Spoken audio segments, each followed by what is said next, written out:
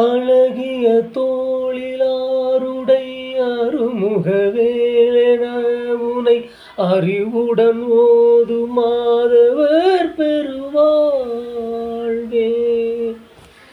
விடையரும் ஈசர் நேசமும் மிக நினைவார்கள் தேவினை யுகநடிதோட மேலனை பவமூதூர்.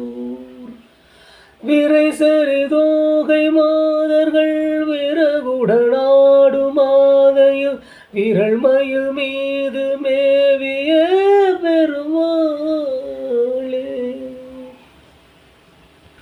அழகிய திருப்புகளில் அழகிய பாடல் வரிகளாக இந்த வரிகள் அமைந்திருக்கின்றன.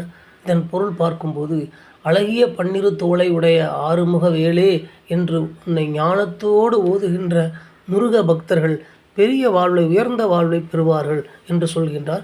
அதாவது முருகனுடைய திருப்பெயர்களை, திருநாமங்களை ஓதுவதே மாதவம் என்று சொல்கிறார். ஓது மாதவர் என்று சொல்கின்றார்.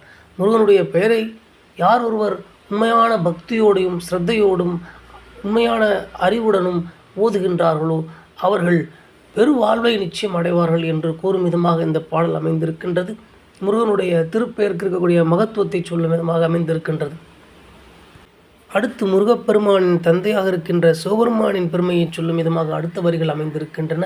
ரிஷப வாகனத்தை உடைய சிவபெருமான் மீது அன்பு மிகவும் உள்ளத்தில் கொண்ட அடியார்கள் அவர்களின் தீவினைகளை சிதறுண்டு ஓடும்படி, விலகி ஓடும்படி செய்யக்கூடிய முருகப்பெருமான். இப்படிப்பட்ட முருகப்பெருமான் தன்னிடத்தே வந்து சேரக்கூடிய அடியவர்களின் தீவினைகளை எல்லாம் சிதறி ஓடும்படி செய்கின்றார். அப்படிப்பட்ட முருகப்பெருமான் அமைந்திருக்கும் இந்த பழமை வாய்ந்த இந்த திருத்தலத்தில், நறுமணங்கள் சூழக்கூடிய திருத்தலத்தில், மயில்களின் கூந்தல்கள் போன்று பெண்கள் ஆடி பரவசத்துடன் இருக்கும் இந்த திருத்தலத்தில் முருகப்பெருமான் வீற்றிருக்கின்றார். வீரம் வாய்ந்த மயிலின் மீது வீற்றிருக்கின்றார். இந்த திருப்புகழ் பாடல்களை எடுத்ததற்கான காரணம், முருகப்பெருமானின் திருநாமங்களை பக்தி சிரத்தையுடன் ஞானத்துடன் ஓதுவதும் சிவபெருமானுக்கு அடியவராக இருப்பதுமே தீவினைகளை விரட்டி அடிக்கக்கூடிய பக்தர்களுக்கான ஆயுதம் என்று சொல்லும் விதமாக இந்த பாடல் பொருள் அமைந்திருப்பதால் தான்